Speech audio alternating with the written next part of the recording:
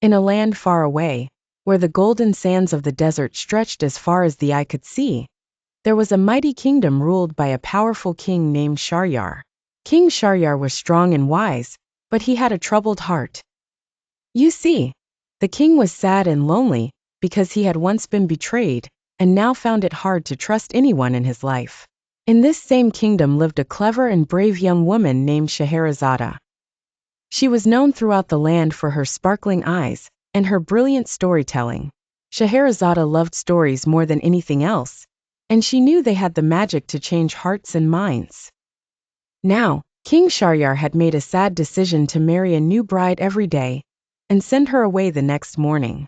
But when it was Scheherazade's turn to become his bride, she came up with a clever plan.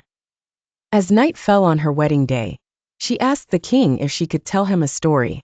Bewitched by her eloquence, the king agreed.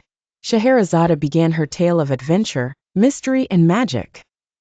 She told about a poor fisherman who discovers a treasure chest in the belly of a great whale.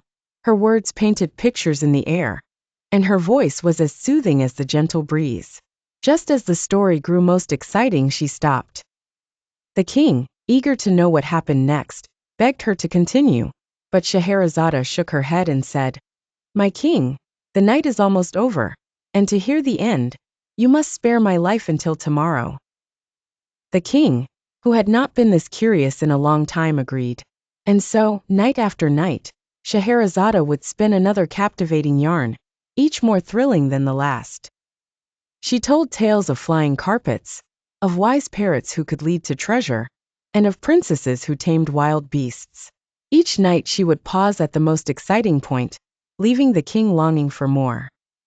Days turned into weeks and weeks into months. By the time Scheherazade had spun 1,001 nightly tales, something wonderful happened. The king realized that he didn't want to let Scheherazade go, not just because he wanted to hear more stories, but because he had grown to love her without even knowing it. Her stories had melted his troubled heart and taught him to trust and love again. So King Shahryar asked her to remain not just as his queen, but also his companion and friend. He promised her that he would be a caring king, filled with wisdom, just like the tales he had heard. And together, they lived happily ever after.